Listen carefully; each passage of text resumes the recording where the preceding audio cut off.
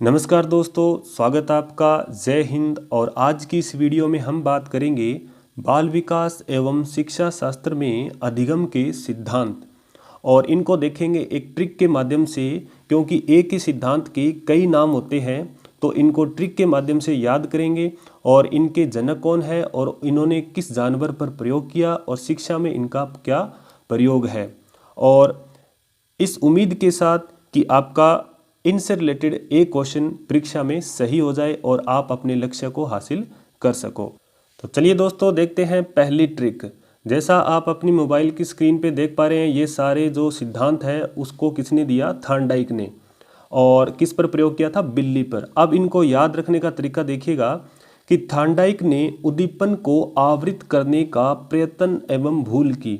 यानी थॉर्नडाइक ने उद्दीपन को, थॉर्नडाइक यानी जैसे अपने बात करते हैं कि गांव में थान होते हैं, थान पर क्या जलाते हैं? दिया जलाते हैं। उद्दीपन यानी उद्दीपन किया और आवृत करने का प्रयत्न एवं भूल की, तो वह एसआर बिल्ली की तरह बंध गया। तो अब इसमें किस तरह याद रखेंगे? थॉर्नडाइक ने कौन कौन से सिद्धांत दिए अधिगम के? उद्दीपन से याद रखेंगे उद्दीपन अनुक्रिया का सिद्धांत। आवृत्त से याद रखेंगे आवृत्ति का सिद्धांत। ये रहा देखो आवृत्ति का सिद्धांत। और फिर देखिएगा प्रयत्न एवं भूल की, प्रयत्न एवं भूल की, तो यहाँ से याद रखेंगे प्रयत्न एवं भूल द्वारा अधिगम का सिद्धांत। लेकिन वह एसआर बिल्ली की तरह बंध गया। तो एसआर का मतलब यहाँ एसआर थ्योरी, तो एसआर थ्योरी भी किसने दी? थॉर्नडाइक ने दी। और बिल्ली यानी इसने किस पर प्रयोग किया? बिल्ली पर प्रयोग किया और बिल्ली की तरह बंध गया।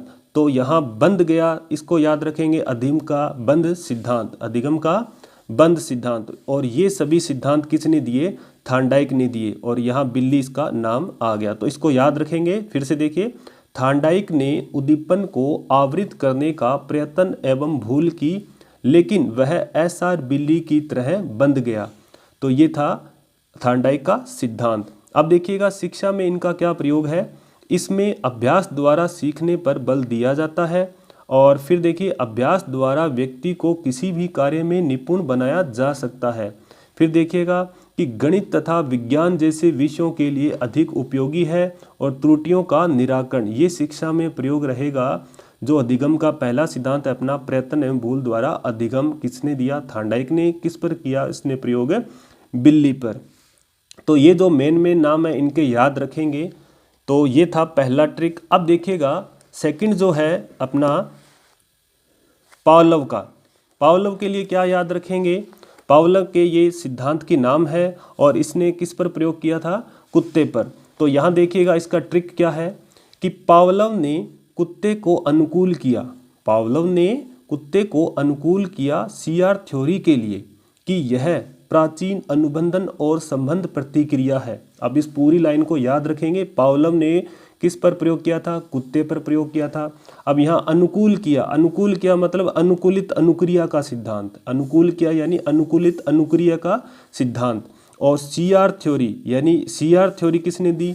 पावलोव ने ही दी थी। फिर थ्योरी के लिए यह प्राचीन अनुबंधन और संबंध प्रतिक्रिया है। तो प्राचीन अनुबंधन का सिद्धांत किसने दिया था? पावलोव ने दिया था। संबंध प्रतिक्रिया का सिद्धांत, अधिगम के संबंध प्रतिक्रिया का सिद्धांत देने वाले मनोवैज्ञानिक कौन से थे?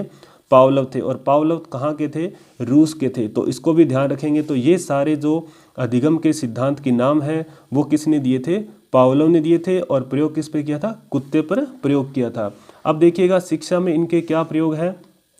इस सिद्धांत से संबंध प्रतिवर्त विधि का जन्म हुआ। दूसरा देखिएगा आदत निर्माण, कृत्रिम उद्दीपक के द्वारा भी शास्त्रीय अनुबंधन का सिद्धांत संबंध प्रतिक्रिया धीरे धीरे आदत बन जाती है। फिर देखिएगा भाषा का विकास, छोटे बालकों की वस्तुएं दिखाकर शब्दों का ज्ञान करवाना। यानी भाषा का विकास कैसे होगा? छोटे बालकों को क्या करेंगे? वस्तुएं दिखाकर शब्दों का क्या कराएंगे? ज्ञान करवाएंगे। फिर देखिएगा मनोवृत्तियों का निर्माण, बुरी आदतों को त्यागना, सुलेख व अक्षर विन्यास जैसे विषयों के शिक्षणों में यह अधिक उपयोगी है। चलिए दोस्तों आगे जान लेते हैं अधिगम का जो तीसरा सिद्धांत है अंतर्दृष्टि द्वारा अधिगम की ट्रिक क्या है। उससे पहले मेरे सभी प्यारे विद्यार्थियों, दोस्तों, आप सभी से करबद्ध प्रार्थना, हाथ जोड़ के विनती कि यदि आपको ये वीडियो अच्छी लगे तो अपने ग्रुप में जितने भी व्हाट्सएप ग्रुप है वहाँ शेयर कीजिए और ज़्यादा से ज़्यादा अपने मित्रों को बताइए। और अगर चैनल पर पहली बार है तो चैनल को सब्सक्राइब कीजिए।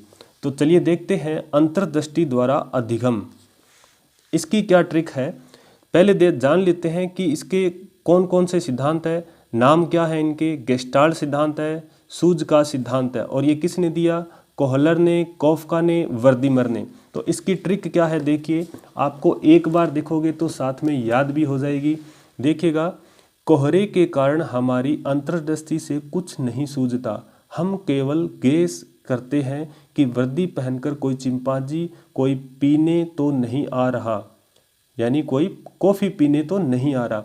तो यहाँ देखिएगा कि अंतर्दृष्टि, जब कोहरा छाता है, सर्दियों में धुंध आती है, इस टाइम धुंध भी आती है, तो धुंध को हम लिखेंगे कोहरा। कोहरे के कारण हमारी जो अंतर्दृष्टि है उससे कुछ नहीं सूझता, यानी आगे क्या आ रहा है सूझता ही नहीं है।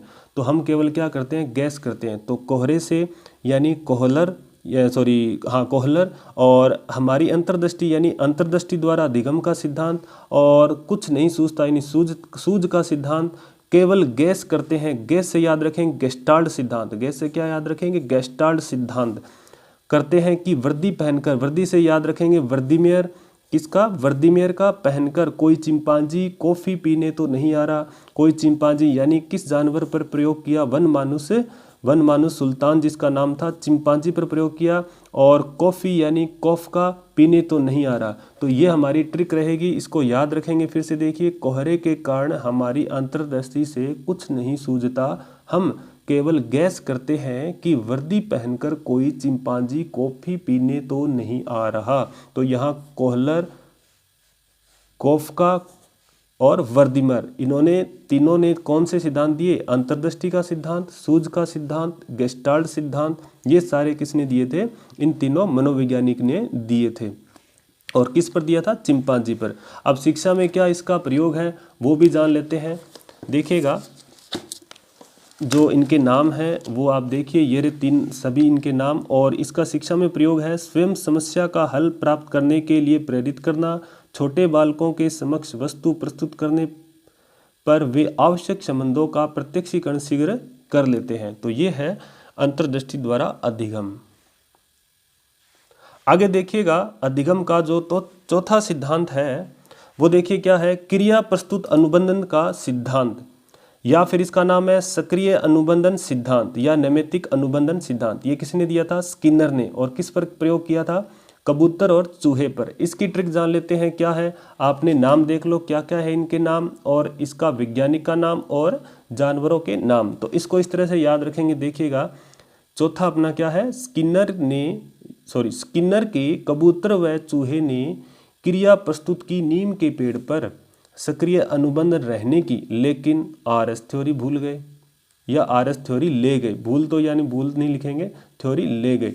तो स्किनर ने किस पर प्रयोग किया, कबूतर और चूहे पर क्रिया प्रस्तुत की, यानी क्रिया प्रस्तुत अधिगम का सिद्धांत किसने दिया, स्किनर ने दिया। नीम के पेड़ पर, नीम से याद रखेंगे नैमित्तिक सिद्धांत। ये देखिएगा, नैमित्तिक अनुबंधन का सिद्धांत, नीम से याद रखेंगे नैमित्तिक अनुबंधन का सिद्धांत किसने दिया, स्किनर ने दिया। सक्रिय अनुबंधन रहने की, नीम के पेड़ पर सक्रिय अनुबंधन रहने की, लेकिन आरएस थ्योरी भूल गए। तो आरएस थ्योरी किसने दी थी, स्किनर ने दी थी। तो इस तरह से इस ट्रिक के माध्यम से अपने क्या रख सकते हैं, अधिगम के जो स्किनर के सिद्धांत के नाम हैं वो सारे याद रख सकते हैं। तो सक्रिय अनुबंधन सिद्धांत, तो यहाँ ये नाम भी आ गया, सक्रिय अनुबंधन का सिद्धांत भी किसने दिया था, स्किनर ने दिया था। अब जान लेते हैं 5 नंबर जो अपना अधिगम का सिद्धांत है, प्रबलन का सिद्धांत। और इसने दिया था हल ने, और किस पर प्रयोग किया था इन्होंने, चूहे पर। इसकी भी ट्रिक जान लेते हैं। पहले नाम देख लीजिए क्या है इनका, प्रबलन का सिद्धांत, न्यूनतम आवश्यकता का सिद्धांत और विधिक सिद्धांत। ये एक साथ सारे नाम कैसे याद रखेंगे, इसको एक ट्रिक के माध्यम से याद रखेंगे। कैसे, देखिएगा 5 नंबर अपना हलवा जो है सिद्धांत, कि हल के चूहे को न्यूनतम आवश्यकता थी, यानी हल के चूहे को न्यूनतम आवश्यकता थी। हल से याद रख सकते हो खड़, खड़ यानी जो अपने गाय भैंस को देते हैं, खड़ जो है वो अपने गाय भैंस को देते हैं, और खड़ को चूहा भी खा जाता है। यानी हल के चूहे को न्यूनतम आवश्यकता थी विधिक और प्रबलन की, विधिक और प्रबलन की। तो हल से याद रख सकते हैं क्या, हल से याद रख सकते हैं CL हल, और चूहे यानी चूहे पर प्रयोग किया। को न्यूनतम आवश्यकता थी, न्यूनतम आवश्यकता थी, तो यहाँ न्यूनतम आवश्यकता का सिद्धांत किसने दिया? हल ने दिया। आवश्यकता थी विधिक और परवलन की, तो यहाँ ये भी याद रख सकते हैं, विधिक और परवलन से याद रख सकते हैं कि परवलन का सिद्धांत और विधिक का सिद्धांत भी किसने दिया था? CL हल ने दिया था, और इन्होंने प्रयोग किया था चूहे पर। तो ये है इसके ट्रिक। फिर से देख लीजिए, हल के चूहे को न्यूनतम आवश्यकता थी विधिक और परवलन की। ठीक है, तो अब इसका देख लेते हैं अपने शिक्षा में प्रयोग। व्यक्तिगत शिक्षा पर बल दिया गया है। दूसरा, शिक्षक को विषय वस्तु तथा अधिगम को दोहराने पर बल देना चाहिए ताकि बालक की आदत को बेहतर बनाया जा सके। तो ये हल के शिक्षा में प्रयोग है। तो ये एक छोटा सा प्रयास था दोस्तों आपके सामने अधिगम के सिद्धांत के रूप में। तो उम्मीद करता हूँ आपको ये सारे जो सिद्धांत के नाम हैं ट्रिक के माध्यम से याद हुए होंगे। अगर आपको पहली बार याद नहीं हुआ तो वीडियो को फिर से देखिए और आप अपने कॉपी में इन ट्रिक को नोट कर लीजिए और बार बार पढ़िए, तो आपको याद हो जाएंगे। तो दोस्तों वीडियो अगर आपको अच्छी लगी हो तो ज़्यादा से ज़्यादा शेयर कीजिए, दबा के शेयर कीजिए, और इसी उम्मीद के साथ कि आपके लिए मैं इसी तरह की और ट्रिक बना के लाऊं और आपको ज़्यादा से ज़्यादा जल्दी याद करवाऊं। तो मिलते हैं नेक्स्ट वीडियो में, तब तक के लिए जय हिंद, जय भारत।